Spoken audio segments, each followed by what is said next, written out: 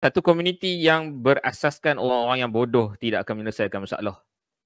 Bila kita cakap pasal agama, kita kena kembali kepada agama. Teknologi Iron Dome diorang semuanya menggunakan sains dan teknologi. Diorang tak pakai panah.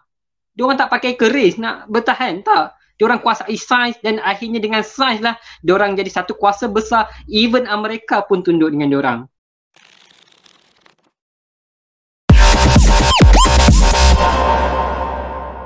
Assalamualaikum warahmatullahi wabarakatuh dan salam sejahtera diucapkan kepada semua yang mengikuti Book Surgeon sehingga ke hari ini. Selamat datang ke podcaster paling baca episod 5. Alhamdulillah. Episod 5. Dibawakan khas oleh Book Surgeon. Setelah berepisod-episod, kita telah datang ke episod yang ke-5. So, macam mana perasaan hang setelah kita telah sampai ke episod yang ke-5 ni di? Dia bercampur bau lah. Penat, excited. Tapi masih lagi cuba nak mengekalkan semangat untuk terus buat podcast terpaling baca ni sampailah ke berapa ratus episod pun yang mampu, insyaAllah. Dan kita akan bawakan topik-topik yang lebih menarik. InsyaAllah. Jadi sebelum kita pergi ke topik yang utama, macam biasa Book Surgeon memang sukalah buat hal-hal macam ni. Kita suka cari pasal orang. Untuk slot yang pertama ni, sebelum kita terjun ke episod utama, kita nak ulas sikit apa yang berlaku sekitar kita baru-baru ni. Tapi sebelum tu kami di Book Surgeon ingin mengucapkan ribuan terima kasih kepada penonton-penonton podcast terpaling baca.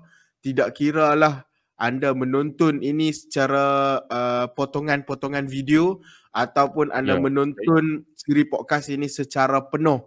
Dan sedikit pengumuman berkenaan dengan podcast kita apa yang terbaru? Podcast kita boleh ditonton di YouTube macam biasa. Okay? Dan, macam biasa. Dan kita ada buat pembaharuan sikit. Kita dah upload di Spotify. Kepada sahabat-sahabat yang nak buka podcast di Spotify, nak dengar waktu tengah drive dan sebagainya, boleh, tak ada masalah. Kita dah upload semua episod. Setakat yang mana yang ada di YouTube memang dah ada dah di Spotify. Dan kita nak ucap terima kasih lah kepada semua yang komen, yang bagi feedback, yang bagi kritikan membina supaya podcast ni lebih baik dari semasa ke semasa. Ya, doakan supaya kami di Book Surgeon supaya terus kuat, terus dikurniakan oleh Allah Subhanahu Wa Taala idea-idea yang menarik untuk kami bawakan tajuk-tajuk yang bermanfaat kepada semua yang menjadi ataupun setia menjadi penonton kami di podcast terpaling baca. Apa yang berlaku di sekitar kita baru-baru ni, macam biasalah isu antarabangsa dahulu kita akan fokuskan kepada isu yang kita sentuh setiap episod. Kita cuba untuk konsisten. Tapi untuk episod kali ni aku tertarik sikit bila tengok. Aku sangat tertarik, bukan tertarik sikit tau. Aku tertarik apabila melihat posting di Twitter, apabila ada seorang ni dia post lah gambar dua orang askar ataupun tentera mujahidin dengan dua orang tawanan perang. Dia sendiri buat caption. Yang bestnya dia sendiri buat caption. Dia kata dia point gun, lepas tu dia kata kat situ wave and say goodbye. If not I will shoot you. Dia macam dia create sendiri tau. Dia sendiri yang create caption tu. Dia sendiri yang create conversation tu. Dia jadikan tu caption lah. Nampak tak apa yang berlaku sebenarnya? Ini menunjukkan bahawa mujahidin yang selama ini digambarkan sebagai pengganas oleh media barat telah menerima satu tamparan yang sangat hebat apabila akhlak sebenar mujahidin telah cuba untuk dikaburkan oleh media barat. Komen hang di. Ya. Kita boleh tengok macam mana pendapat media barat adalah pelopor media barat, contohnya Ben Shapiro, kita tengok Piers Morgan dalam banyak interview dia, even dia interview dengan Andrew Tate pun dia keep going, dia kata Hamas is a terrorist dan sebagainya. Even ni kita punya pula tu Joe Biden. Joe Biden pun aku rasa tiga-tiga depa kena, bukan kita punya. Tiga-tiga depa ni yang aku sebut, Ben Shapiro, Piers Morgan, Joe Biden, macam kena tampak kat muka dengan benda yang berlaku, dan benda tu bukannya buat-buat. Memang banyak media laporkan macam tu. So macam akhlak mujahidin yang ditunjukkan oleh Hamas menunjukkan depa ni bukan teroris, dan depa ni pejuang, dan depa ikut ajaran Islam yang betul. Yang tu kita sangat-sangat respect, jujurnya. Yes. Ya, apa yang kita bangga adalah para mujahidin ini menunjukkan akhlak yang sangat baik, akhlak yang diajarkan oleh Nabi Muhammad sallallahu alaihi wasallam, sehingga kan ia menjadi bahan perbincangan media barat untuk menunjukkan betapa apa yang berlaku ni sebenarnya luar daripada apa yang orang lain gambarkan. So alhamdulillah, setakat yang aku tahu ceasefire sebenarnya dah habis. Dah habis dah. Ya, dah habis. Dan lah bila aku tengok dalam channel Telegram Nadir Nuri dan sebagainya, ada juga dah berlaku tembak-menembak. Yang tu kita akan update nanti, insyaAllah. Ya, macam biasa kami di Buk Sejen mendoakan agar kemenangan kembali kepada tentera Hamas, rakyat di Gaza, dan insyaAllah semuanya akan kembali seperti biasa, insyaAllah. Itu doa kami dari Buk Sejen, insyaAllah. Jadi next, Ji. Yes. Ji, aku dah bagi ni dah. Aku dah bagi ni dah. Aku dah bagi. Aku dah bagi hint. Okay, next adalah topik berkenaan dengan GEG. Aku akan kata seluruh komuniti yang terlibat dengan kesihatan dan komited terhadap penjagaan kesihatan rakyat sangat sedih dengan apa yang dilakukan oleh kerajaan Madani. Apa boleh tengoklah sebelum ni memang aku kutuk, aku kritik, dan di X pun aku tweet dan macam-macam lah usaha yang kita cuba lakukan untuk membuat kerajaan ni terima GEG dan luluskan Tobacco Bill dengan GEG. Malangnya YBMK, Menteri Kesihatan kita, PMX dan beberapa geng-geng PH yang sangat-sangat pro kepada mengeluarkan GEG ni, mereka dah berjaya. Dan aku punya final comment adalah aku nak kata tahniah kepada tobacco industry, tahniah kepada vape industry, dan tahniah kepada kerajaan Madani. You just submitted to vape and tobacco industry. Well done. Aku tahu tu adalah hang punya final comment, tapi ada satu soalan sebelum kita move on. Aku ada satu soalan sebab Buk Sejen memang sangat konsisten bercakap berkenaan dengan isu GEG ni di. Aku ada satu soalan di.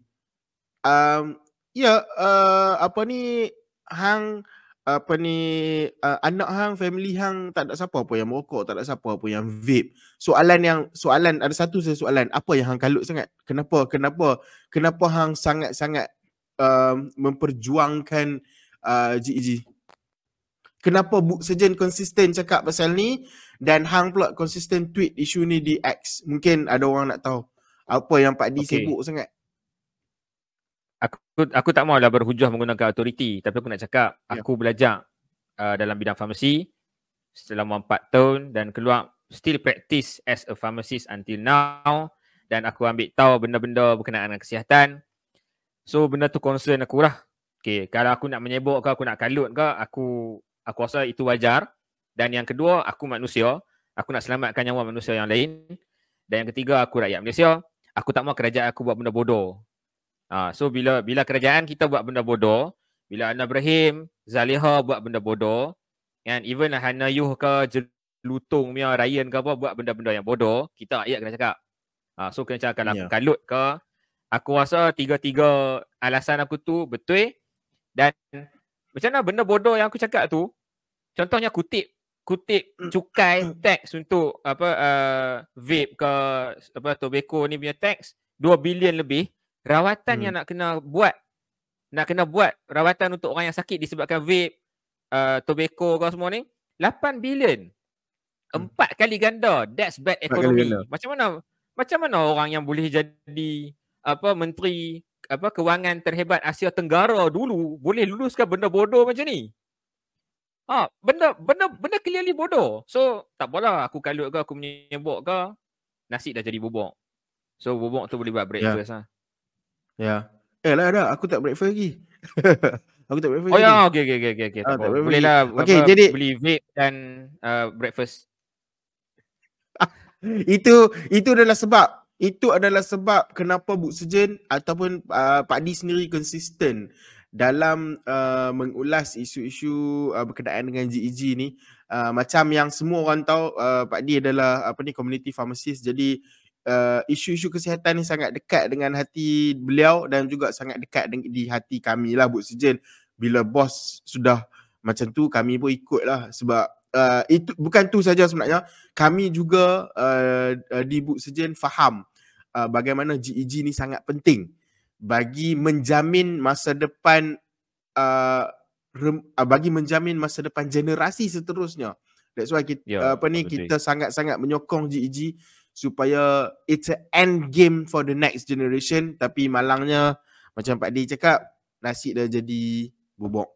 Jadi kami mendoakan yang terbaik sajalah kepada semua rakyat Malaysia, insya-Allah. Baik Di, aku tak berminat sangat nak ulas isu yang seterusnya ni, tapi disebabkan aku nampak dia makin rancak di social media, terutamanya X. Makin ramai orang yang mula menunjukkan, makin ramai orang yang sudah mula jadi mufti, makin ramai orang yang sudah mula mengeluarkan fatwa iaitu berkenaan dengan isu poligami. Untuk pengetahuan para penonton, aku rasa penonton pun dah lebih tahu lah. Baru-baru ni ataupun sebelum ni pun ada beberapa isu berkenaan dengan poligami. Jadi kita tengok sebenarnya bermacam-macam hujah, bermacam-macam kutukan, bermacam-macam hinaan telah dikeluarkan oleh para mufti di seluruh Malaysia ni, dan mereka ni berbincang secara luas di media sosial. Bayangkan Di, kita sudah ada mufti, community mufti di media sosial sekarang. Apa komen hang Di? Yang pertama sekali, apa komen hang tentang community mufti yang sedang berleluasa di memberi fatwa di social media ni Di? Ada kepentingan? Apa komen hang dengan yang lebih-lebih tu, yang melebih-lebih tu? Aduh, bola tanggung. Hang bagi bola tanggung kat aku. Tak. Dia macam mana? Satu komuniti yang berasaskan orang-orang yang bodoh tidak akan menyelesaikan masalah. Ya. Itu satu benda. So kalau kita tak memberikan satu isu tu kepada ahli dia untuk berbincang, untuk berbicara tentangnya, dan kita tak boleh submit kepada orang yang ada authority dalam perbahasan tersebut, benda tu bukannya satu benda yang positif. Okay. Ya, of course bila kita ada ramai, kita boleh push dan benda tu akan menghasilkan sesuatu. Tapi kita bercakap dari sudut pandang orang yang cuba jadi pandai, benda tu tak membantu apa-apa. Ya, banyak komen Di, sebenarnya komen yang sangat bermacam-macam lah. Ada yang kata, habis tu dulu time susah dengan isteri pertama, bila dah senang dengan isteri kedua. Lepas tu ni pasal kahwin time pregnant tu, macam-macam sangat, terlampau banyak sangat komen. Tapi aku sangat tertarik dengan satu komen ni Di. Ada yang kata, ada satu komen yang aku baca di X, aku rasa. Yes, X. Dia kata, cuba hampa bayangkan kalau perempuan boleh kahwin 4. Hari ni tidur rumah suami pertama, esok tidur rumah suami kedua. Satu komen ni saja yang aku berminat nak komen. Komen-komen lain tu untuk pengetahuan penonton-penonton di podcast terpaling baca. Kami di Book Sejen pernah membincangkan isu poligami ni. Kami terpanggil untuk bincangkan isu poligami. Dan panelis yang kita bawa juga bukan orang yang calang-calang. Kita bawakan Ustaz Rizal Azizan ataupun lebih dikenali dengan nama Ustaz Mat Laya. Di Book Sejen kami ada rakaman sesi live tersebut dan semua persoalan yang bermain di media anda sekarang berkenaan dengan poligami telah dijawab dengan baik oleh Ustaz Mat Rizal. Oh, itu nama manja Ustaz Mat. Ustaz Mat Rizal. Aku ada peranan sikit kepada orang yang cakap pasal apa ni kalau perempuan boleh kahwin satu dua. Bila kita nak berhujah, bila kita nak cakap sesuatu, kita jangan simply guna perkataan kalau. Tambah-tambah apabila ia melibatkan agama. Aku pernah cakap benda ni di dalam live kita yang sebelum ni dengan Ustaz Mat. Bila kita cakap pasal agama, kita kena kembali kepada agama. Kita jangan cakap pasal agama, kita kembali kepada emosi, kita kembali kepada pendapat masyarakat, kita kembali kepada cakap-cakap orang. At the end of the day, kita kena tengok bagaimana ia dipraktikkan oleh Nabi Muhammad SAW. Apa yang dipraktikkan itu asalnya daripada Al-Quran. Kita kena tahu dari mana sumber pengamalan tersebut. Contohnya poligami ataupun isu-isu lain, amalan-amalan lain, kita kena kembali kepada dua sumber utama ini sebelum kita buat pandai dan sebelum kita buat ulasan sesuka hati kita. Hang ada apa-apa komen nak tambah ni? Dok, aku setuju dengan apa yang cakap, dan kalau ada masalah tentang poligami dan sebagainya, antara suggestion kami, boleh buka YouTube kami, cari pasal poligami, tengok kami dah ulas penuh dah kat situ. Itu sangat lengkap di sebenarnya. In fact, sangat lengkap Ustaz Mat jawab bagaimana poligami datang sebelum kedatangan Islam. Poligami itu sudah ada. Cuma Islam datang jadikan dia satu syariat, bawa letak limit macam mana nak berpoligami dan sebagainya, dan ia ditunjuk pula oleh Nabi SAW. Hujah-hujah lain aku tak mahu jawab lah. Oh, hang kena buat sunnah ni dulu, baru hang buat sunnah ni hang tak buat, tapi hang kalut nak buat sunnah poligami dan sebagainya. Semua merepek, tak payah layan. Aku tak mahu jawab yang tu sebab akhirnya nanti kita dah tak sembang dah pasal tajuk kita pada hari ni. Apa tajuk kita ni? Ya, okey. Terus lompat tu. Tajuk kita pada hari ni adalah Sains equals ataupun sama dengan sihir, tanda soal, dan ada pembuka penutup kata. Okey, dan kenapa ada tanda soal? Nak tahu tanda soal tu kenapa, nanti kita akan rungkaikan persoalan tu as we go in this discussion, insya-Allah. Ya, untuk kita bincangkan isu yang sangat menarik ni, sebelum kita nak tahu background kenapa tiba-tiba Pak Adi meletup-letup cakap pasal tajuk ni dekat WhatsApp aku, kita nak bawakan panelis kita pada hari ni, kita bawakan khas. Setiap bermula episod 3, kita sudah mula membawakan panel-panel yang orang hebat ketiga dan dahsyat ni dia. Ya, bermula episod kita dah mula bawa panel-panel yang hebat dan dahsyat ni. Jadi kita bawakan panel yang seterusnya ni untuk episod yang kelima. Silakan dia. Okey. Assalamualaikum warahmatullahi wabarakatuh. Waalaikumsalam warahmatullahi. Okey. Semua kita okey. Okey, Dik, over to you. Alright. Okey, pertama sekali nak ucap selamat datang kepada Abang Biologi ke podcast terpaling baca episod yang kelima ni, dan terima kasih sebab sudi terima jemputan daripada kami untuk kita bincang tentang sains sama dengan sihir, tanda soal. Apa khabar Abang Biologi? Sihat? Alhamdulillah sihat. Keluarga pun sihat, alhamdulillah. Sakit hati sebab konflik kat Timur Tengah tu je lah. Okey. Itu semua kesakitan hati yang sama yang kita share. Untuk perkenalkan sikit panel kita pada hari ni, yang lebih nak dikenali sebagai Abang Biologi sahaja. Okey. Aku kenal dia lama.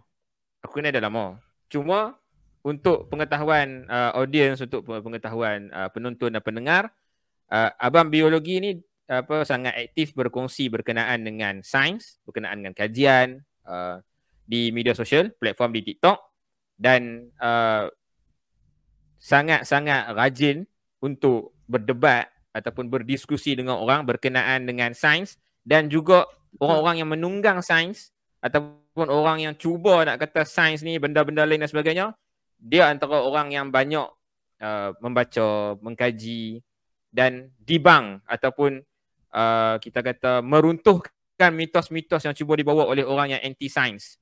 Dan aku rasa itu cukup untuk kita ajak Abang Biologi untuk bersama kita pada hari ini untuk berbincang tentang tajuk sains sama dengan sihir, tanda soal. Ya, dikabarkan bahawa Abang Biologi ni beliau aktif di TikTok. Ya, betul. Ya, Alhamdulillah. Aku pun semalam dah mula tengok dah dia punya video di TikTok, dan alhamdulillah ada banyak manfaat yang beliau telah cakap dalam video-video beliau yang telah beliau post. Jadi alhamdulillah. Jadi Di, sebelum kita teruskan ke tajuk utama kita pada hari ini, iaitu sains sama dengan sihir, kita nak baca dulu komen-komen di Facebook. Macam biasalah Book Surgeon, kalau dah ada isu-isu sebegini, biasanya kita akan naikkan satu posting di Facebook untuk dapatkan pandangan anda di pandangan anda sebagai penonton podcast Terpaling Baca. Di, dengar kata ramai rindu Abang Din. Abang Din ataupun nama lama dah dekat dalam Facebook, Pejuang Mujahidin. Dia antara yang paling yang paling rajin komen dekat Aiman Psikologi, dekat Zamir Muhyiddin, dan sekarang ni dengar kata dia ada di X. Dia dah tak ada dekat FB. Okey, berbalik kepada komen posting.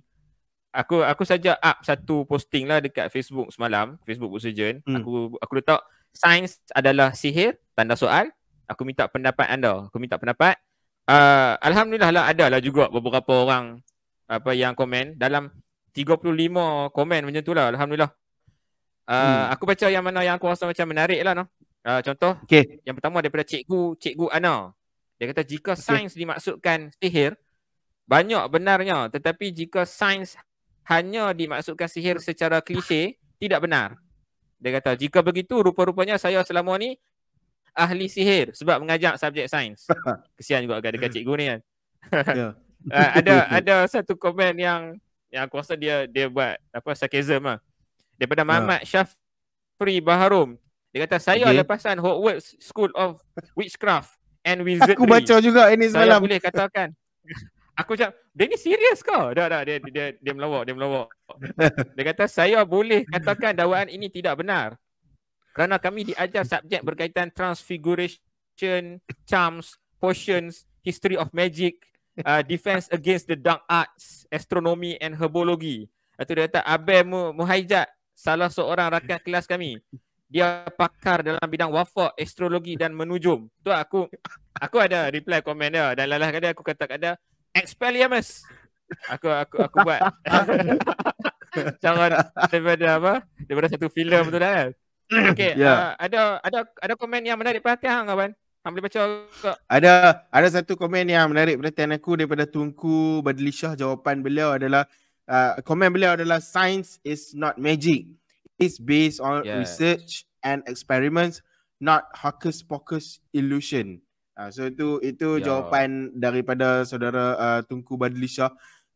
Aku setujulah apa yang beliau cakap tu, sebab kita tak boleh setuju lagi sebab perbincangan kita ni masih lagi berlangsung kan. Sebab kita ada letak tanda soal tadi. Jadi kemungkinan dia adalah magic. Kemungkinan kita ni sebenarnya selama ni kita pergi sekolah, kemungkinan kita pergi sekolah selama ni, kita sebenarnya seperti apa yang saudara Muhammad Syafri cakap tadi. Boleh jadi. Kita belajar potions dan sebagainya. Kemungkinan yang kita sedang online sekarang menggunakan internet, yang kita sedang guna mikrofon yang entah apa-apa punya pelik-pelik cara macam ni, kemungkinan ini semua sihir. Kemungkinan macam mana tiga manusia yang berada di tempat yang berbeza, jauh gila-gila, boleh berada di tempat yang sama sekarang ni. Ini sihir. Mana kita tahu kan? Dan itulah yang kita akan jawab. Yang itu yang kita akan jawab, insya-Allah. Ada komen-komen juga yang memang kata dok terus, ada yang jawab tu macam mana nak kata, komen-komen yang terus menjawab soalan. Dan aku sukalah komen tu. Cuma mungkin lah kot kita skip dulu komen tu. Kita nak bincang dulu. Kita nak masuk dulu kepada perbincangan. Dan kita nak bagi ruang kepada Abang Biologi untuk mungkin bagi introductory comment tentang tajuk. Kenapa sains sama dengan sihir? Tanda soal. Silakan Abang Biologi. Okay, Assalamualaikum semua. Aku rasa dia macam bila nak cerita pasal sains itu sihir, sains itu adalah sihir, dia sebenarnya ada benda yang sangat-sangat bodoh dan sangat-sangat lucu yang sampai kadang-kadang kita rasa macam statement ni terlalu bodoh untuk direspon. Dia tak compare apple merah dengan apple hijau. Dia compare apple dengan orange terus. Memang macam mana sihir dengan sains ni is very different in terms of foundation, in terms of methodological. Macam mana cara pemahaman, aplikasi, the mechanism behind everything is so different. Mustahil kita kata benda ni sama. Dan tak ada langsung dalam lab report, dalam kajian, dalam buat eksperimen yang kita nak merujuk pada syaitan, which is satu sumber besar ataupun jin dalam sihir. Langsung tak ada. So kadang-kadang kita akan rasa macam mana pembodohan ni boleh diucapkan dan ada pihak yang rasa macam benda ni macam betul So kita kena faham macam mana ini adalah satu jurang yang besar dan macam mana orang-orang yang pandai, mungkin orang-orang sains, orang-orang yang terpelajar dengan geng-geng yang kat belakang ni yang akhirnya diorang buat grup-grup usrah diorang sendiri, geng-geng konspirasi diorang sendiri, dan akhirnya diorang boleh create bertukar-tukar pendapat, bertukar pandangan antara satu sama lain dan akhirnya diorang create grup yang bodoh diorang sendiri dan dari sinilah keluarlah all of the teori konspirasi of 5G, of sains itu sihir, masalah digital ID dan sebagainya. Ya, di Book Sejen, untuk pengetahuan penonton-penonton di Book Sejen, perkataan bodoh adalah bukan perkataan carutan dan aku tak tahu di parlimen dia parliamentary words ke tak. Sebab itu kan selalu menjadi polemik di parlimen tau. Dia macam unparliamentary kan. Unparliamentary ke atau parliamentary. Tapi di Book Sejen tidak. Kalau anda bodoh, anda memang bodoh. Kami tak akan cover-cover. Akan cover-cover untuk cakap isu-isu kami tak akan cover-cover untuk cakap yang anda memang bodoh. Jadi terima kasih untuk komen introductory comment daripada saudara Abang Biologi. Kenapa Hang memang terpanggil untuk gabungkan kedua-dua perkataan ni untuk jadikan satu perbincangan sains dengan sihir? Sedikit komen daripada Hang. Okay, macam ni Wan, kalau Hang tengok dekat FB ataupun dekat X, kat mana-mana media sosial yang orang yang berbicara tentang sains ni dia terpalit dengan konspirasi ataupun dia tak faham basic sains. Jadi bila asas untuk berbincang tentang sains tu tak ada, dia tak tahu. Mungkin dulu dia belajar sains di sekolah menengah, tapi lepas dia keluar dia nak belajar balik, dia jumpa dengan orang ataupun sumber yang salah. Tiba-tiba keluar macam ni punya, kita kata memberikan perkaitan ataupun membuat perhubungan antara sains dan juga sihir. Jadi bila wujud benda macam tu, kita sebagai orang yang tahu sihir tu apa dia, kita sebagai orang yang pernah dengar perkataan sihir dekat dalam Quran, kita tahu macam mana Nabi Musa lawan dengan Fir'aun menggunakan sihir dan sebagainya. Memang sebut benda tu jelas dekat dalam Quran. Kita tahu lah sihir ni dia gunakan dia gunakan perantaraan jin, setan, benda-benda ghaib. Tapi sains ni tak. Sains ni kita dah kata empirical semua. Benda-benda tu benda yang kita boleh gapai. Benda tu melibatkan observation. Benda tu kita boleh uji kaji, kita boleh ulang balik kajian dan sebagainya. Dan in fact benda yang bagi aku trigger gila-gila adalah orang Islam sekarang yang mengatakan sains itu adalah sihir. Mereka macam seolah-olah tak baca tau buku-buku macam ni, contohnya. Ni buku ni. Okay. Buku tentang Ibnu Al-Haytham. Ibnu Al-Haytham pelopor konsep penyelidikan saintifik yang ditulis oleh Muhammad Syamil Alias. Dr. Syamil Alias tulis buku ni. tentang satu tokoh dekat dalam agama Islam, orang Islam yang menjadi pelopor kepada konsep penyelidikan saintifik.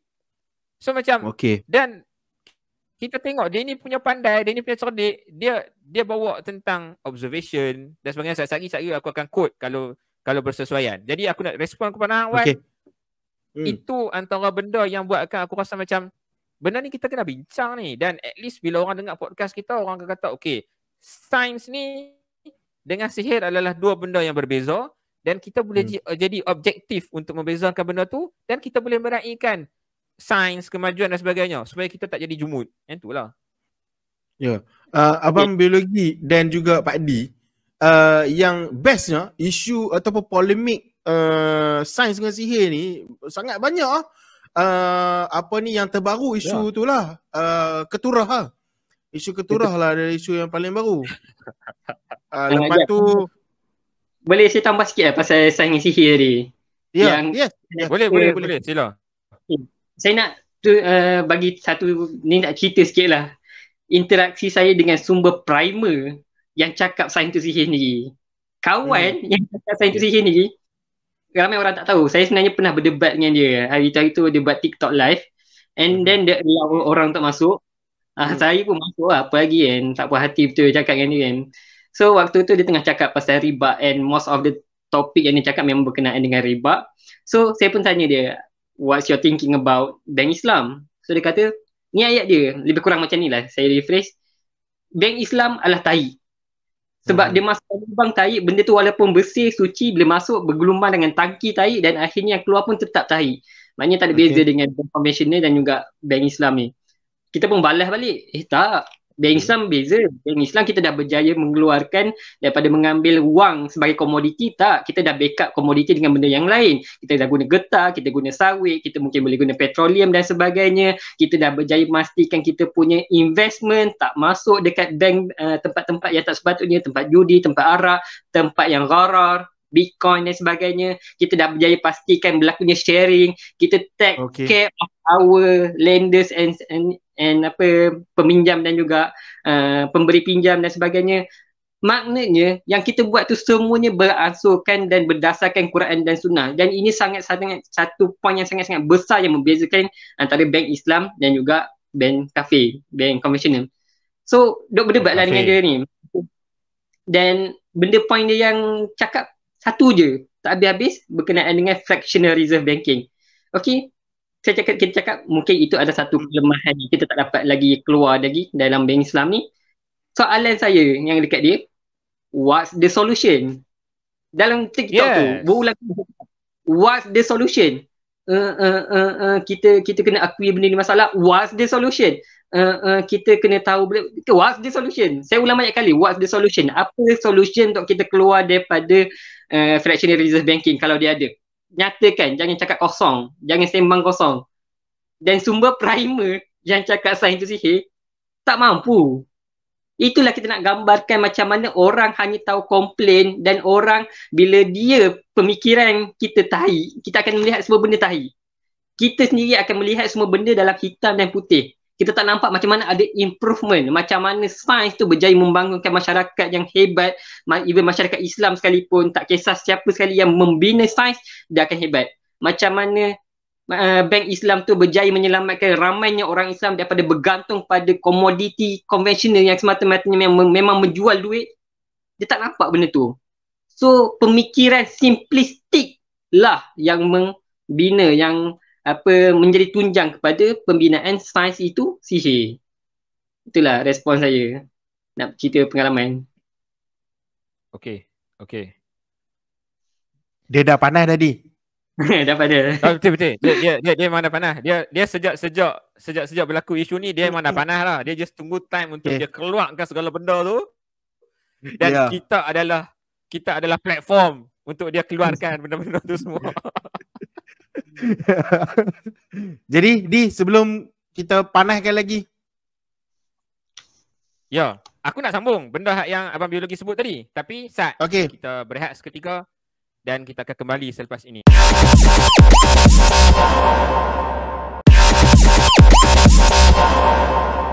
Selamat kembali ke podcaster paling baca yang dibawakan khas oleh Book Surgeon. Untuk pengetahuan semua, hari ini di seluruh Malaysia dikabarkan agak hujan, cuacanya hujan, tapi di Kemaman rasanya di sana hujan tetapi panas. Jadi kami di Book Surgeon ingin mengucapkan selamat membuang undi kepada rakyat di Kemaman ni. Jadi kami mengharapkan PRK Kemaman berjalan dengan baik, insya-Allah. Jadi kita kembali ke topik perbincangan kita pada hari ini. Kita nak sambung kembali. Tadi Pak Di ada nak komen sesuatu sebelum kita berehat tadi. Jadi Di, over to you. Okay. Bila abang biologi sebut tentang apa sains dengan sihir, macam mana depa ni ada circle depa yang yalah kita kata circulate kebodohan sesama depa ada tim-tim usrah masing-masing masa konspirasi dan sebagainya. Aku teringat lah waktu COVID kan. COVID kita ada SOP, dan sekarang ni untuk pengetahuan aku rasa kita rata-rata dah tahu kot COVID cases dia macam semakin banyak. Sekarang ni apa infection dia dah keluar balik dah. Sama ada kita test ataupun tak. Benda tu kita buat self test ataupun tak. Tapi itulah kita harapkan Allah Taala jauhkan kita daripada penyakit-penyakit yang berbahaya macam ni. Cuma point aku, bila dulu terjadinya COVID-19 dan kerajaan memperkenalkan SOP, ada asatizah dan aku kritik dia di Book Surgeon, iaitu Datuk Ustaz Kazim Ilyas, yang mempertikaikan tentang COVID, mempertikaikan tentang SOP COVID, dan benda tu menjadi isu lah juga. Sebab dia orang besar, dia ada pengaruh, dia datuk ustaz dan dia berceramah 30 tahun kau, 20-30 tahun kau di muka bumi Malaysia ni. Jadi bila dia cakap pasal sesuatu benda, walaupun benda tu bukannya dalam bidang dia, dia jadi isu sebab akan ada orang-orang bodoh, akan ada orang-orang yang yalah apa mangkak ubi apa semua ni yang jenis ni ustaz cakap mesti betul. Dan disebabkan itulah kita bantai balik. Disebabkan itulah Book Surgeon bantai balik. Kita kritik semula. Kita bagi tahu kata Ustaz Kazim Ilyas bukanlah ahli untuk membincangkan tentang COVID, dan dia bukan ahli untuk dia pertikaikan SOP. Dan sebenarnya berlaku contradiction yang sangat besar dalam diri dia sendirilah. Sebab bila dia sakit jantung, dia pergi ke medical ataupun kita kata perubatan moden, masuk tube dekat dalam jantung lah apa semua, dia ambil benda tu. Tapi bila main COVID, geng doktor yang sama berbincang tentang COVID, bagi tahu ini SOP dia, cara penjagaan dan sebagainya, yang tu dia petikai. Dan dia main-main waktu tu. Soap dia cakap macam tu. Itu antara benda yang bagi aku memang trigger gila-gila, dan I just take the risk. Aku memang komen balik lah benda tu. Dan of course lah banyak orang komen maki-maki ke apa semua tu, yang tu dah jadi sejarah. Satu benda lagi, orang yang sama berbincang berkenaan dengan satellite ke speed bumi ke apa semua.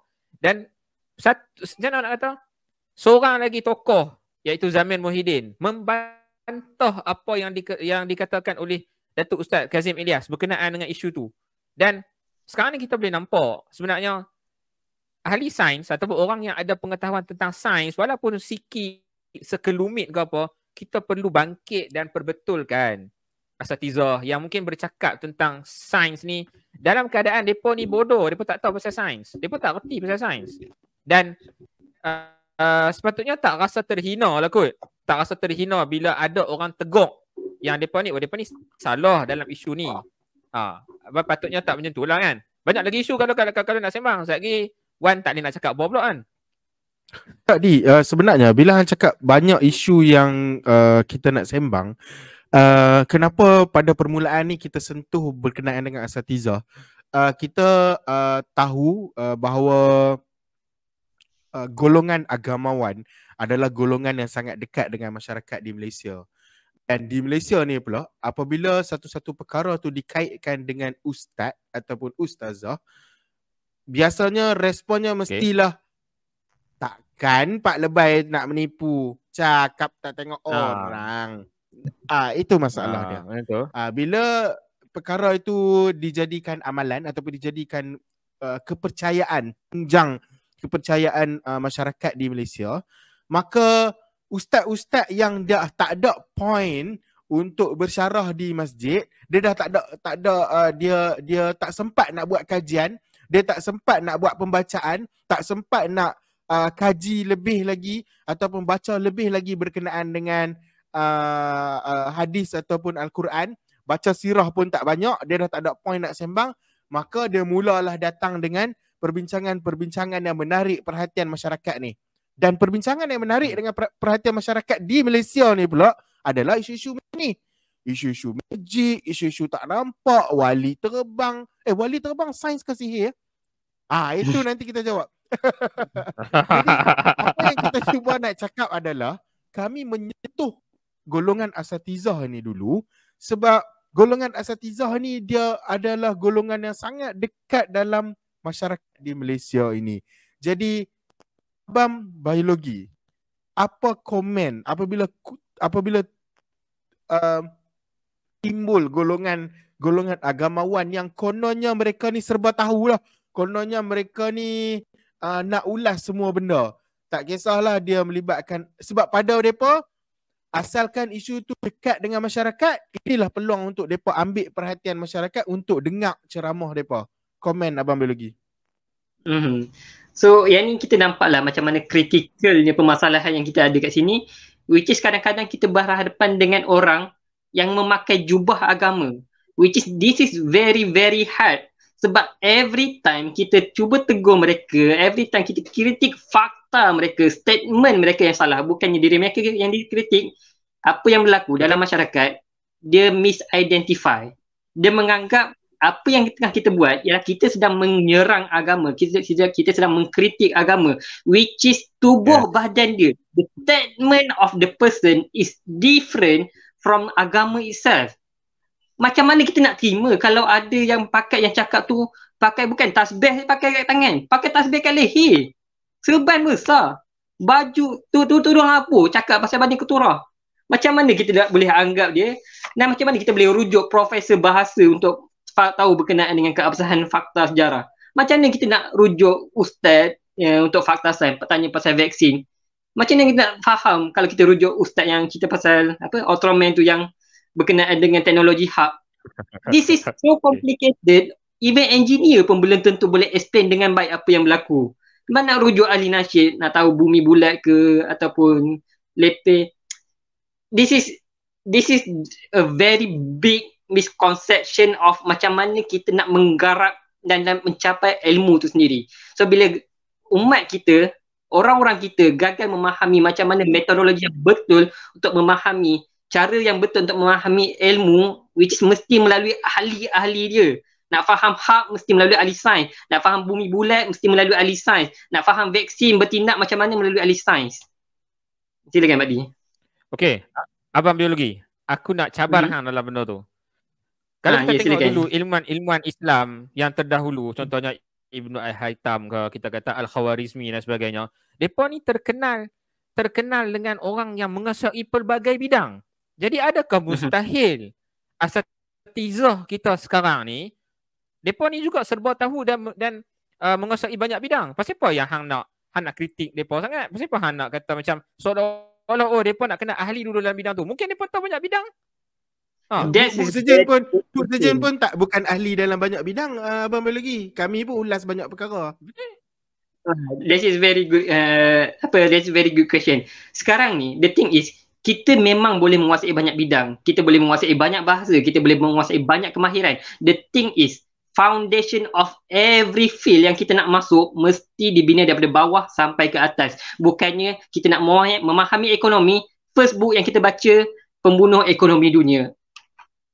Tak boleh. Nak faham ekonomi, kita mesti start daripada bawah. Mesti start baca daripada buku teks, buku SPM, buku STPM, bukan kemudian pergi kepada modul universiti. Nak faham agama kena macam tu juga. Kena mesti start daripada bawah. Mesti faham at least bahasa Arab tu kena kemas. Nak faham sains, matematik kat bawah tu mesti kemas. Nak faham fizik sebelum nak pergi ke quantum mechanics yang complicated tu, basic fizik tu mesti kemas. Masalah yang berlaku ialah orang gagal, dia terus pergi jump.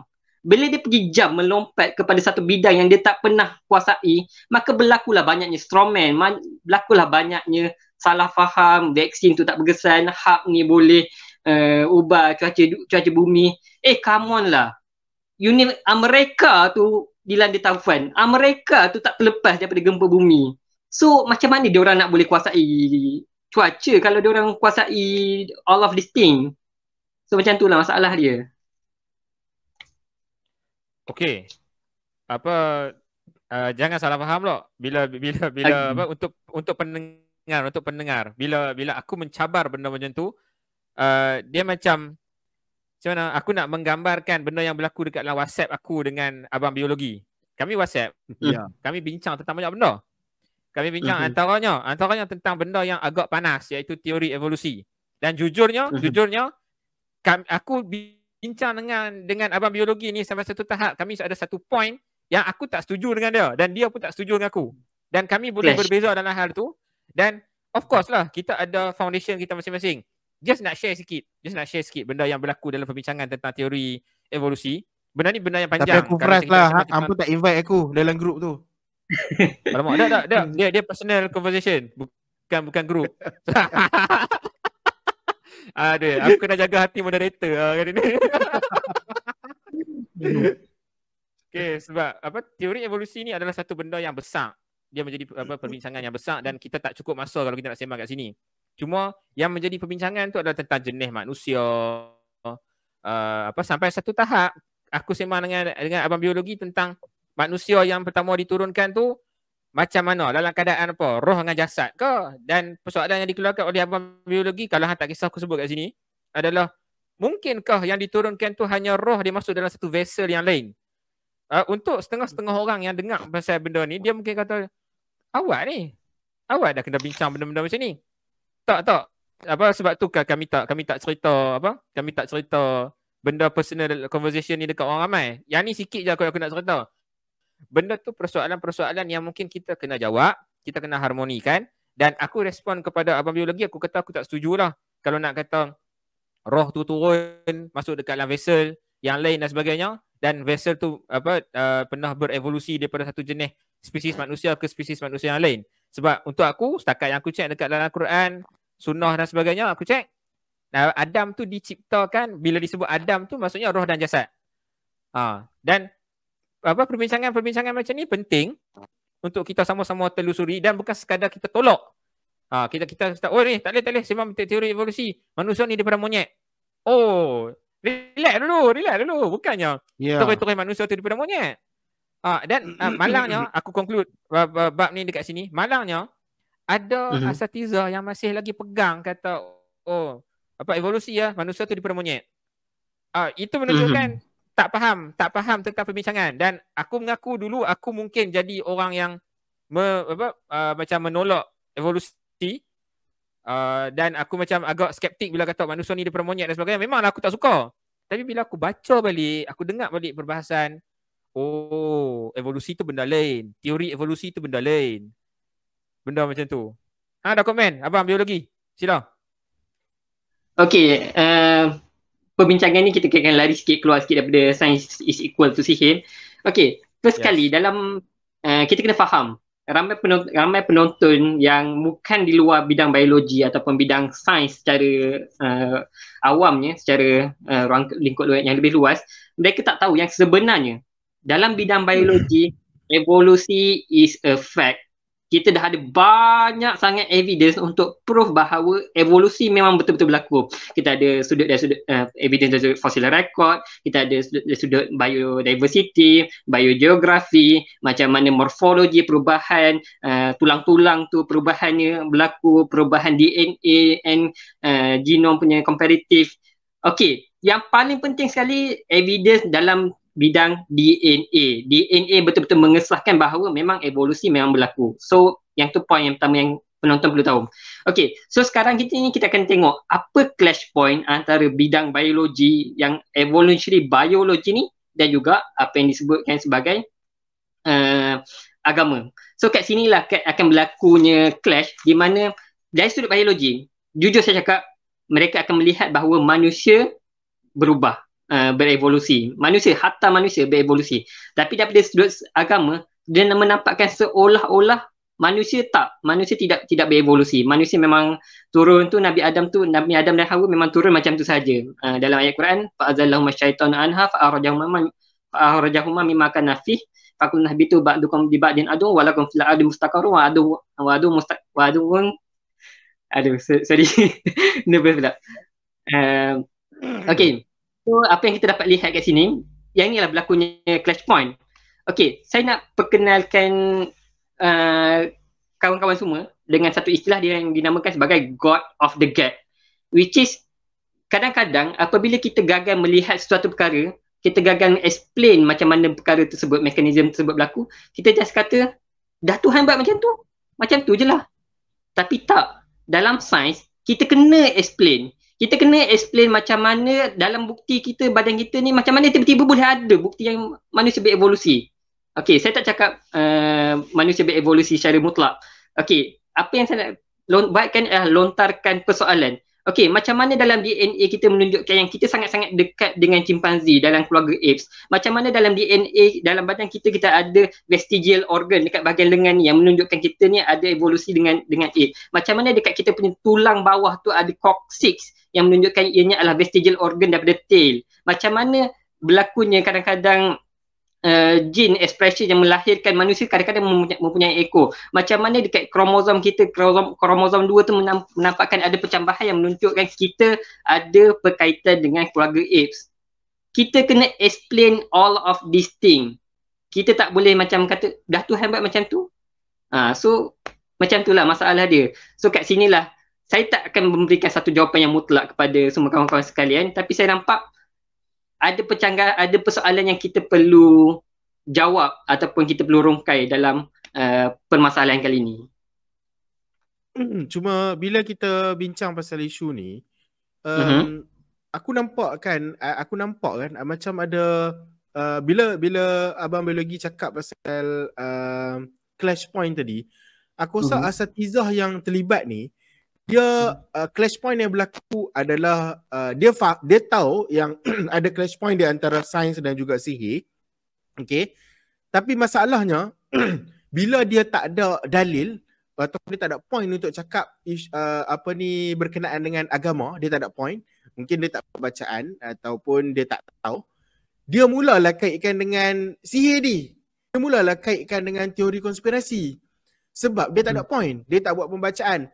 Maka tidak ada perbincangan yang bermanfaat.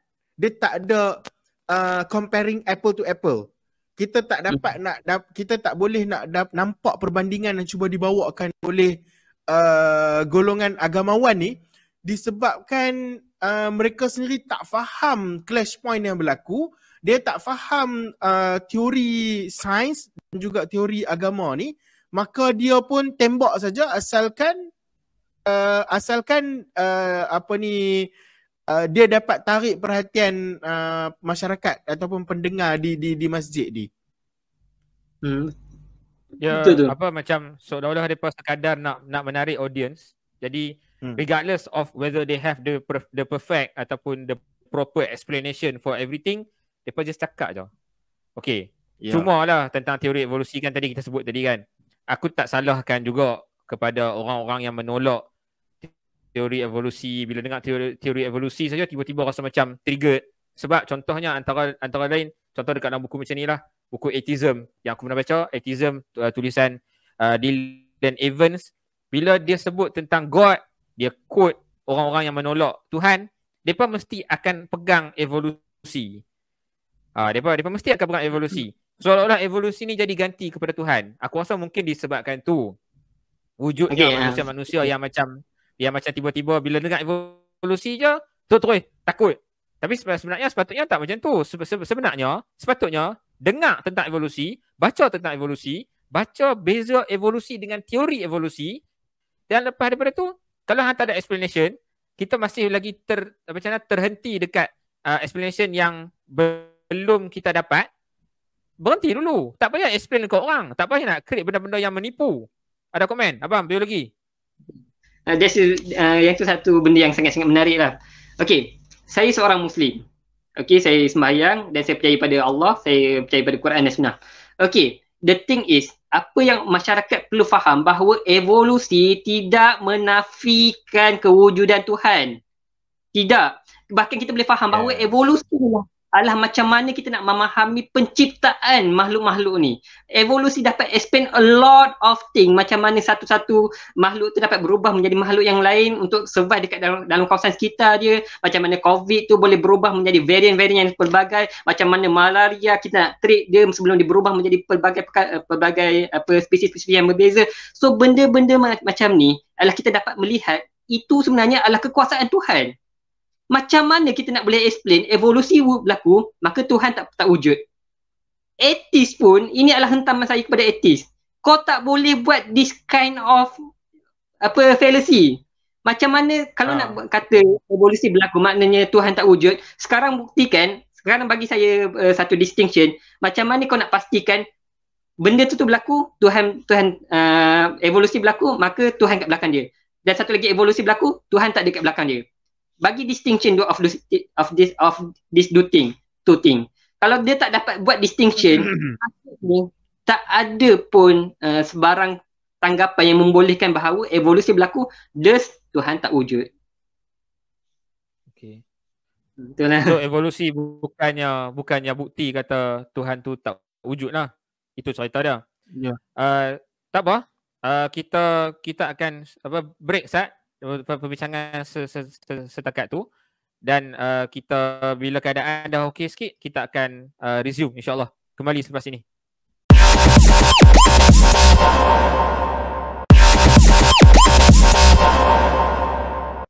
Selamat kembali ke podcast terpaling baca, dibawakan khas oleh Book Surgeon. Panelis yang kita jemput sebelum ni semuanya berlorat utara. Itu adalah itu adalah identiti Book Surgeon. Jadi untuk Abang Biologi, anda adalah penerima nan utara, penerima jemputan anugerah panelis nan utara pertama yang Book Surgeon jemput ke podcast terpaling baca. Jadi kami ingin ucapkan tahniah dan boleh claim hadiah tu dengan Pak D lah. Jangan claim dengan aku. Tapi pandai tapi yalah, seperti yang semua tahu, Book Surgeon sebelum ni yang membawakan panelis-panelis yang berlorat utara, dan kami dua orang pun memang berlorat utara. Jadi memang hari ni episod kelima ni special lah. Di samping kita membincangkan tajuk yang agak special, iaitu Sains equal to sihir tanda soal, kita juga bawakan seorang panelis yang special untuk kita bincangkan isu yang sangat menarik ni, Di. Jadi Di, silakan. Okey, macam tadilah kita sembang tentang sikit sebanyak tentang evolusi, dan kita masuklah sikit, dan sekarang ni kita nak kembali kepada tajuk sains sama dengan sihir tanda soal. Aku nak tanya Abang Biologi lah, ada tak contoh-contoh lain yang menunjukkan tersebarnya dalam kalangan masyarakat ni fahaman bahawa sains itu adalah sihir? Silakan. Okay, so sekarang ni apa yang kita kena faham ialah macam mana isu besarnya adalah macam mana pemahaman logik yang lemah. So mereka gagal faham all of this thing, all of this fact. So thus benda tu salah. Okay, so thus benda tu tak betul. Padahal dia orang yang tak faham. Okay, contoh kata kita tengok pasal flat earth lah. Flat earth ni benda paling senang lah. Oleh kerana kalau kita nak faham macam mana flat bumi kita ni bulat, banyak benda yang kita kena buat. Kita kena pakai trigonometri, kita kena pakai matematik, kita pakai fizik untuk faham yang bumi ni betul-betul bulat. Okey, tapi kadang-kadang ada sebahagian orang hanya berdasarkan dia semata. Benda logik simple, dia pergi dekat laut, nampak laut ni straight je lah, rata je lah. So mana ada benda ni, bumi ni bulat. Logik yang simple yang digunakan untuk mengetahui bahawa bumi ni bulat ataupun bulat ataupun lepeh. So kadang-kadang kita tengok juga macam ada ustaz selebriti yang duk cerita, mana ada bumi ni berputar 16,000 km sejam. Oh, kalau ni bawa naik motor ni terbang kopiah-kopiah serban semua kan. Tapi kadang-kadang diorang tak faham. Benda ni ada dalam fizik. Itu berkaitan dengan constant velocity. Apabila kita berada dalam constant velocity, kau bawa lah laju macam mana sekalipun, tak rasa. Tak rasa. Ni kereta api Jepun tu, kereta api laju yang bullet train tu, kita boleh letak duit ciling dan duit ciling tu tak jatuh pun. Nak menggambarkan betapa stabilnya constant velocity. Dan itulah benda yang berlaku dekat kita. Bawa lah 16,000 km sekalipun berputar bumi ni, constant velocity, kita tak rasa apa-apa. So itulah dia, logik lemah gagal memahami apa yang berlaku. Tapi bila dia ustaz kan, bila dia ustaz, mungkin kebanyakan hujah yang keluar daripada mereka sepatutnya adalah hujah-hujah yang berkonsep ataupun yang berdalilkan sumber utama, iaitu Quran dan juga hadis. Jadi mungkin pandangan Pak Di, pandangan Abang Biologi, bagaimana dia nak mengharmonikan. Bagaimana ustaz tersebut, ialah yang pertama mesti dia kena baca banyak lah. Sebab macam perbincangan awal kita tadi, bila kalau dia nak ulas banyak benda, mestilah dia kena ada kemahiran dan pembacaannya kena lebih banyak dalam dia nak mengulas sesuatu perkara. Jadi macam mana satu-satu asatizah tu, ya kita tak boleh nafikan yang dia antara dua saja. Sama ada dia cuba bincang dan kaitkan dengan agama, ataupun dia mula datang dengan teori-teori yang mengatakan teori sains ni adalah datang daripada sihir. Jadi soalan aku, macam mana dia nak mengharmonikan teori agama dan teori sains ni supaya ia nampak selari, ataupun dia tak payah komen langsung, atau macam mana? Ataupun dia komen hal-hal agama je. Tapi kita tak boleh nafikan hal-hal agama, ada situasi yang kita kena cerita juga, tambah berkenaan dengan pembentukan manusia, fetus apa dan sebagainya, kena nampak selari untuk menunjukkan bahawa agama Islam ni bukan sekadar dalam Quran saja, tapi ia berlaku secara praktikal. Komen Di. Okey, mungkin Abang Biologi ada jawapan lain. Tapi aku sekadar nak jelaskan kat sini lah. Kita kena faham satu benda. Bukti agama itu benar adalah berdasarkan dalil yang dibawa, dan kita kena balik kepada pembuktian. Apa bukti Nabi Muhammad SAW tu sebagai Nabi? Apa bukti Quran ni benar? Okay, jangan sesekali menggunakan sains untuk membuktikan agama itu benar ataupun palsu. Sebab sains bukanlah kayu ukur. Sains bukan kayu ukur untuk membuktikan keabsahan agama. Itu satu benda yang aku pegang sampai sekarang lah. Itu satu perkara.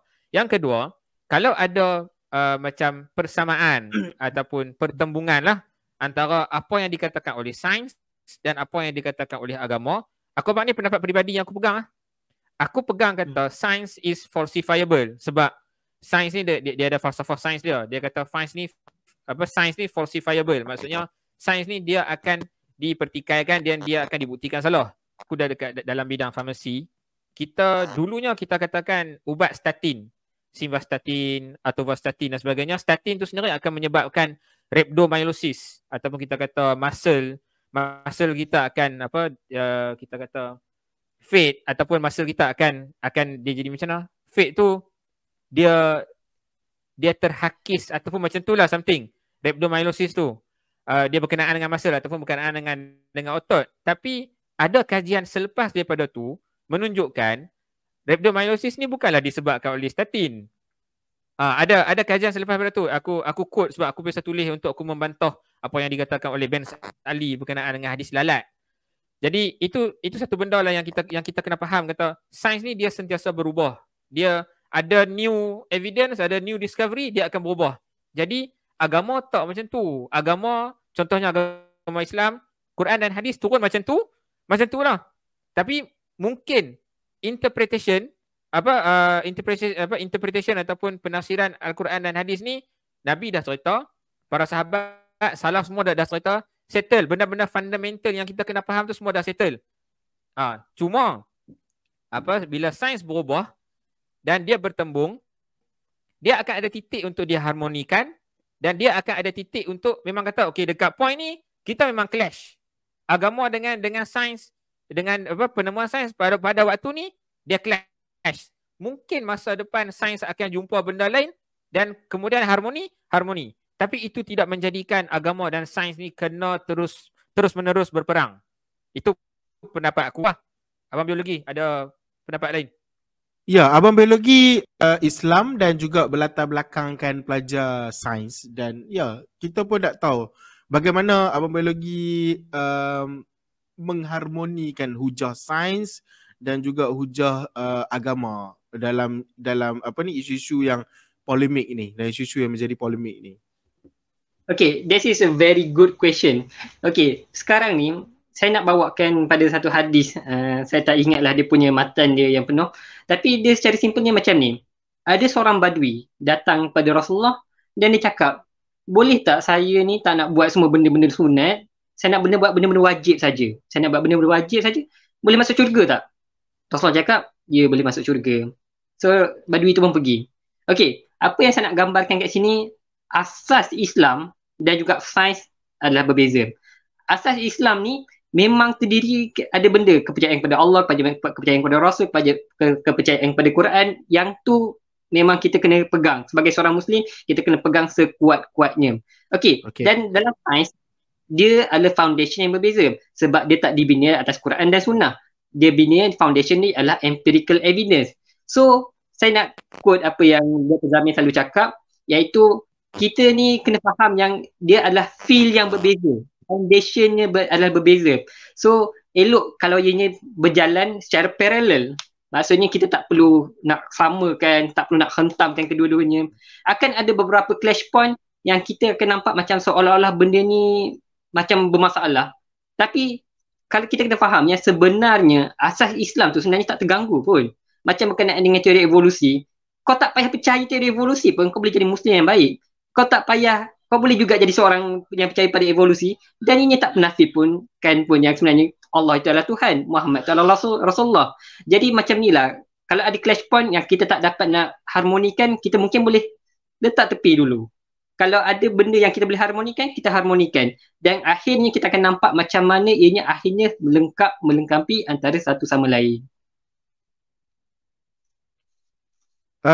Aku rasa topik perbincangan ni memang susah lah untuk kita jumpa jalan temu, tapi at least kita kena cari jalan untuk move forward, bergerak ke depan, dan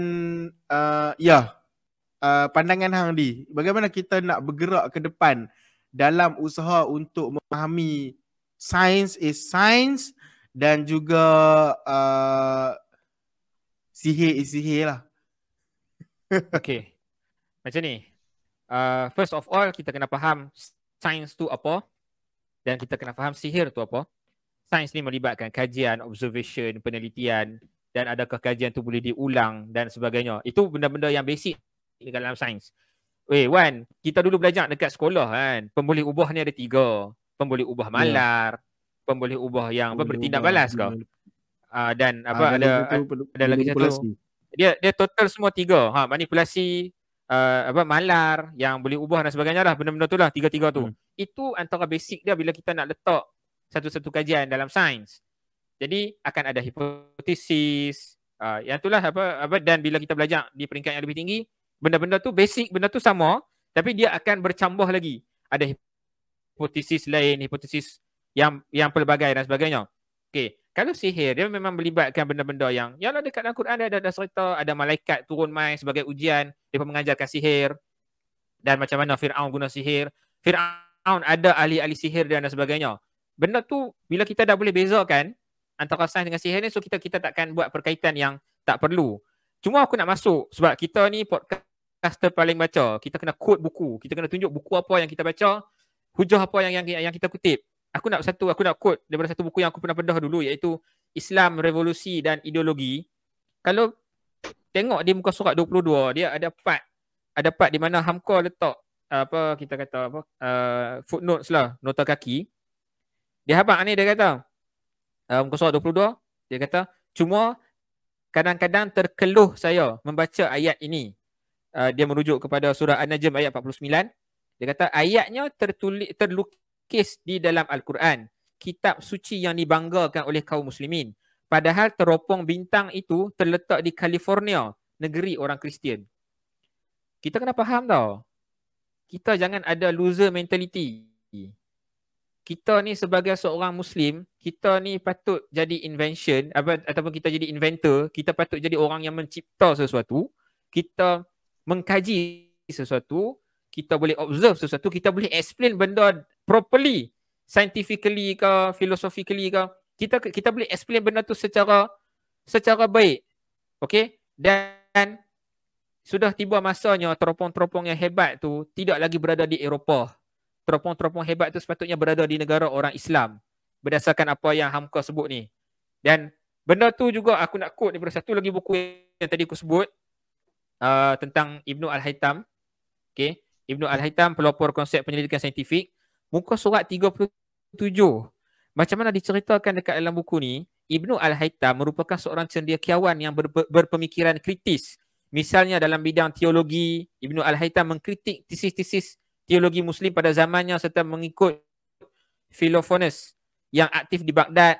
Dia kata di samping itu, antara sumbangan yang signifikan oleh Ibnu Al-Haytham termasuklah penolakan tesis cendekiawan silam seperti Euclid dan Ptolemy mengenai proses penglihatan. Dia ada teori dia sendiri yang dia keluarkan untuk membantah teori orang lain.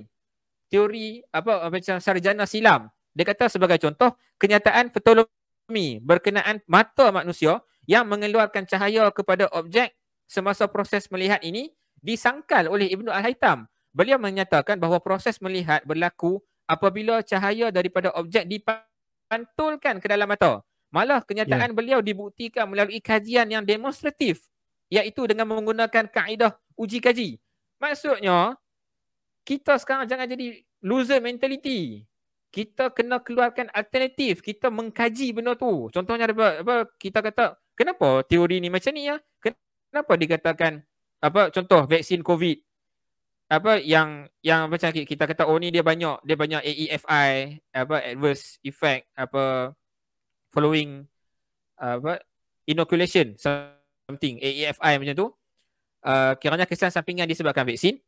Kalau kita kata vaksin ni tak boleh sebab dia orang kapiak buat, dia ada barang haram ke, dia ada chip ke dan sebagainya, kenapa orang yang sembang pandai tu dia tak buat vaksin sendiri? Kenapa kita tak hasilkan vaksin kita sendiri?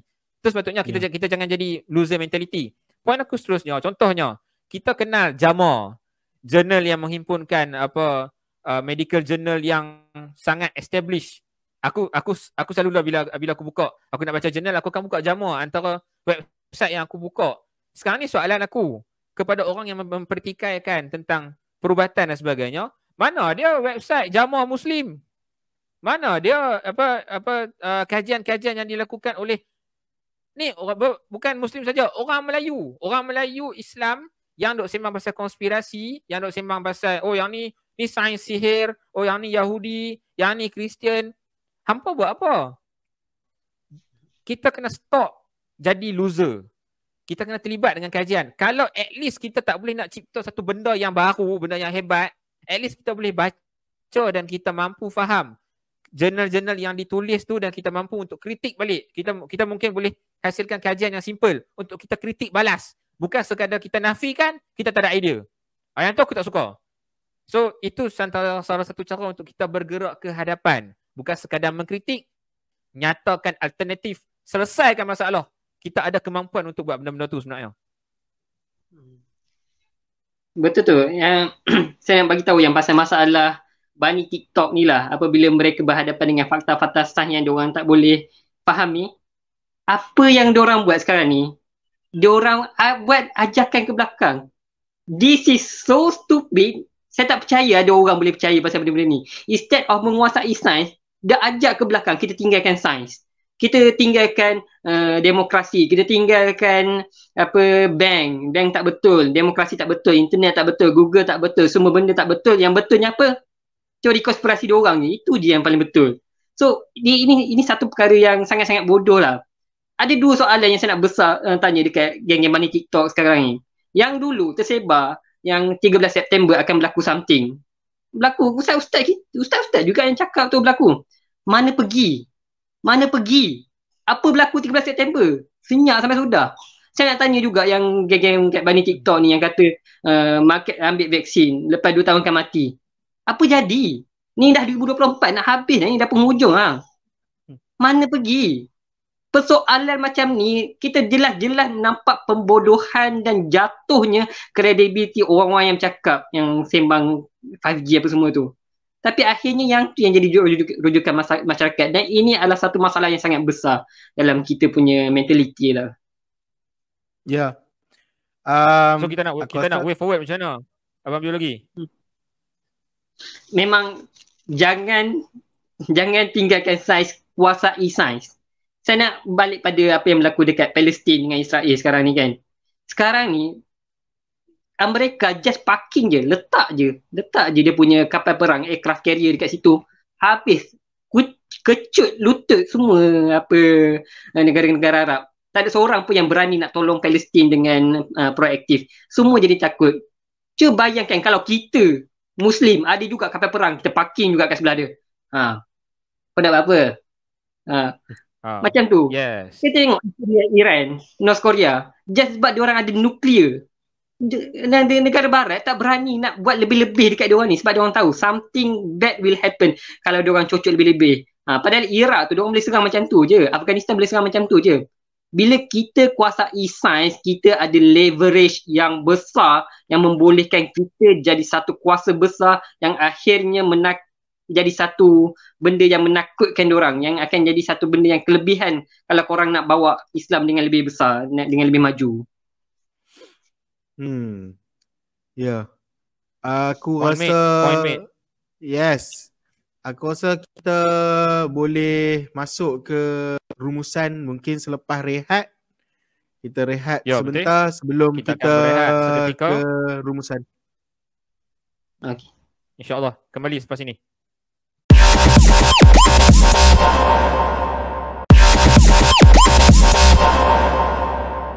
Okey, kembali kita ke podcast terpaling baca episod kelima, membicarakan tentang sains sama dengan sihir. Tanda soal. Kita dah bincang panjang lebar dah tadi, Wan. Kita dah sembang macam-macam isu. Kita relate tentang asatizah, COVID, sains. Kita quote beberapa buku. Aku nak bagi peluang istimewa kepada Syazwan. Ada nak quote buku apa-apa yang menarik perhatian hang? Sila. Ya, yang menarik perhatian aku adalah buku yang aku sendiri bedah. Dan aku ada post video ni di TikTok Book Surgeon. Yang mana buku ni tak ada kolaborasi dengan siapa-siapa. Yang ni memang aku yang buat pembacaan dan aku sendiri yang rasa macam nak bedah, iaitu buku Dari Lembah Cita-Cita, Pedoman Perjuangan Anak Muda, iaitu buku ni adalah tulisan Hamka.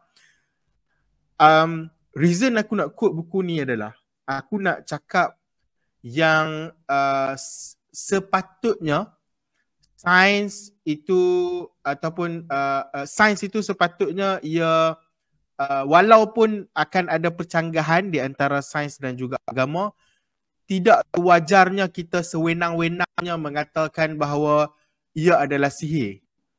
Okey, seperti yang kita tahu, sihir itu adalah satu perkara yang gaib yang kita tak nampak. Jadi kita tak boleh sesekali kaitkan dengan satu perkara yang ada research, ada base research yang berlaku.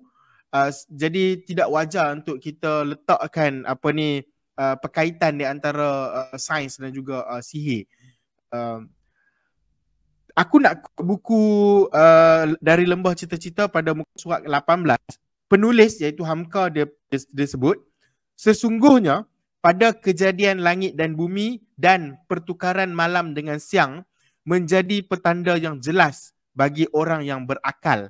Orang yang berakal ialah yang ingat akan Allah Subhanahu Wa Taala di waktu tegaknya dan duduknya dan waktu ia hendak berbaring. Lalu ia berkata, "Oh Rabb, tidaklah Allah Subhanahu Wa Taala menjadikan semua ini dengan sia-sia. Amat suci Engkau ya Rabb. Peliharalah kiranya aku daripada azab neraka."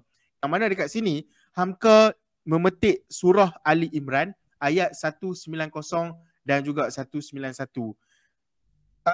Abang biologi Pak Di, ini jelas menunjukkan bahawa sains ataupun fenomena yang berlaku di sekitar kita sepatutnya menunjukkan Allah nak menunjukkan kepada kita bahawa ini adalah petanda jelas bagi orang-orang yang mahu berfikir, orang-orang yang berakal, orang-orang yang sepatutnya ada ataupun buat lebih banyak research untuk bukan sahaja memahami agama, malah beliau juga akan faham, bukan sahaja memahami sains, tapi beliau juga perlu faham bahawa ia selari dengan kefahaman agama, walaupun ada pertikaian sana dan sini, tapi at least dia faham yang ini bukanlah perkara ghaib, kerana ghaib itu adalah perkara yang tak nampak, jadi ia tak wajar langsung untuk dikaitkan dengan sains. Jadi aku berharap selepas golongan-golongan yang di bani TikTok ni mendengar siri podcast ni, mereka lebih faham bahawa sains adalah sains, sihir adalah sihir, agama adalah agama. Jadi jangan dia bukan campur adukkan. Dia kena ada kefahaman yang jelas supaya dia nampak bahawa semua ni adalah memang berkait, tapi cara berkait tu perlu ada disiplin dan asas yang sepatutnya. Mungkin sebelum daripada sebelum aku passing kepada Abang Biologi untuk conclusion, kita dah quote buku-buku tertentu. Aku dah sebut 3 buku, Syazwan pun dah sebut 1 buku, dan bila Abang Biologi dibang ataupun merobohkan mitos-mitos yang dikeluarkan oleh orang-orang yang mengatakan sains ini adalah sihir dan sebagainya, rujukan demi rujukan, kajian demi kajian telah dibaca dan dibentang berapa jam nak study, nak buat benda ni, nak record benda ni. Jadi aku rasa jelas yang kita kat sini bukannya nak mempertikaikan agama. Kita bukan nak mempertikaikan agama, kita bukannya nak membela sihir. Tak. Kita tak buat benda tu, dan kita taklah mengagung-agungkan sains sampai kita menolak Tuhan ni wujud. Tidak. Benda yang kita cuba nak buat sekarang ni adalah mengelakkan diri menjadi bodoh dan nak mengelakkan pendengar-pendengar, pengguna media sosial dan sebagainya, nak mengelakkan mereka juga daripada terjerumus kepada lembah kebinasaan, ke lembah kebodohan. Tolonglah stop mengaitkan benda yang tak terkait, iaitu sains ni sihir dan sebagainya. Tak. Dan tolong stop jadi loser. Stop jadi orang orang yang bermentaliti loser. Bila hang tak faham benda tu, hang tolak, hang kata sihir. Bila hang tak boleh nak explain benda tu, hang just tolak, hang kata oh tak, yang ni bukan, ni salah. Bila hang tak faham, simply hang letak satu label untuk menjauhkan orang daripada benda tu. Tapi hang yang tak faham. Dan sebelum aku pass kepada Abang Biologi, kami tidaklah bermusuh dengan asatizah. Ada asatizah yang memang meraihkan sains, memang depa ni kata okey, yang ni bukan bidang saya tak mau ulah. That's better, that's the best thing. Macam mana kami bukan orang fiqh, kami bukan orang hadis, kami bukan orang agama. Bila orang tanya soalan agama kepada kami kata kami tak tahu. Kami nak kena rujuk dengan orang yang pandai, baru kami akan boleh ulah. Itulah attitude yang sama sebenarnya asatizah kena ada. Jangan masuk feel yang bukan feel hang. Kalau hang rasa hang nak komen, stop diri hang, pi buat benda lain. Pi rujuk dulu orang yang tertentu yang boleh bagi rujukan-rujukan yang sahih tentang isu tu. Kemudian hang share dengan penuh berlapik. Abang atas sekadar pengetahuan saya, sekadar yang saya pernah tanya dekat orang ahli dalam bidang ni, dia macam ni. Berlapik lah, tak apa berlapik. Ataupun kalau hang tak yakin, tak payah ulah. Itu saja. Aku nak tambah sikit sebelum konklusi. Aku nak tambah sikit. Ya. Sila Wan. Sebelum hang bagi kepada Abang Biologi, bila hang cakap kita bukan bermusuh dengan agama. Ya betul, kita tak bermusuh dengan agama, malah kita meraihkan kalau ada asatizah yang dia ada disiplin, dia ada kefahaman yang lebih banyak berkenaan dengan sains, kita raihkan. Sebab apa, lagi sikit lagi aku nak petik daripada buku ni, pada muka surat ke-14, buku yang sama dari Lembah Cita-Cita. Hamka ada tulis something yang sangat menarik. Dia kata manusia disuruh melepaskan diri daripada ikatan ajaran pusaka moyang. Disuruh melihat dan merenungkan alam, melihat unta bagaimana ia dijadikan, bukit bagaimana ia didirikan, melihat bumi bagaimana ia dihamparkan. Jadi melihat sains sebagai satu medium untuk lebih memahami agama, bukan melihat sains sebagai satu sihir. Jadi aku rasa ini adalah poin yang sangat menarik yang Hamka petik, supaya kita semua seperti yang Hamka kata, yang membelenggu itu ialah kebodohan, akal yang tumpul dan taklid, menurut saja kepada nenek moyang, menerima kata turun-temurun. Harap kita terkepak daripada golongan yang Hamka sebut ni. Aku serah kepada Abang Biologi sebelum podcast ni tak habis-habis. Okay, so ada satu buku, kerana ni podcast tu paling baca, of course lah kita banyak membaca.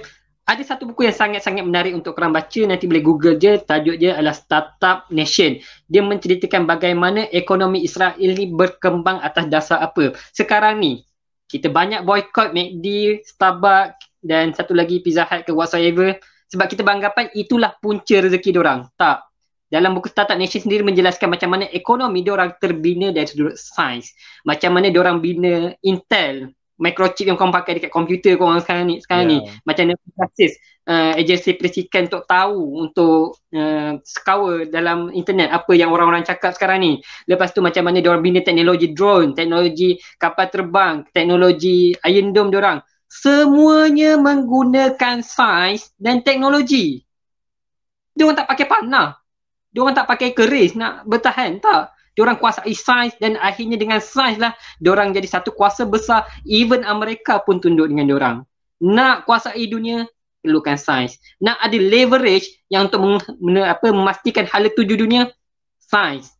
Kita ajarkan kita perlu ke depan, bukannya ke belakang. Kita kena kuasai sains, bukan tinggalkan sains. Itu jawapan untuk kemajuan umat Islam. Itu je. Okay, so terbuktilah sains bukan sihir dan kita tidak beriman bahawa sains itu adalah sihir. Sains adalah salah satu punca kekuatan yang sangat penting yang sepatutnya umat Islam jadi, bukan sekadar menjadi penggemar ataupun pengkagum orang-orang yang lama yang dah jumpa sains daripada orang Islam, sekadar mengatakan sejarah, oh orang dulu dah jumpa, ulama silam ni hebat. Kita macam mana? Sekarang ni macam mana kita boleh membiarkan Islam itu diperkotak-katikkan sedangkan kita masih hidup? Okay, so benda tu kita kena pegang sains, kita kena kuatkan diri kita dengan sains. Mudah-mudahan agama kita makin kuat dengan penguasaan sains. Ya. Jadi so, dengan itu maka kita akan tamatkan siri podcaster paling baja episod 5 dan insya-Allah kita doakan supaya Book Surgeon, aku, Pak Di dan semua orang di Book Surgeon dikurniakan akal yang sihat dan idea yang lebih bernas untuk kita bawakan tajuk-tajuk yang lebih menarik. Terima kasih Abang Biologi. Terima kasih sudi meluangkan masa dengan kami pada hari ini. InsyaAllah mungkin ada topik-topik lain yang lebih menarik selepas ini yang mungkin kita akan bawakan lagi. Abang Biologi boleh bincang dengan Pak Di. Boleh. Maka dengan itu aku mengakhiri sesi podcast pada hari ini. Podcast paling baca Book Surgeon, analyze, scrutinize, criticize. Assalamualaikum. Assalamualaikum warahmatullahi wabarakatuh.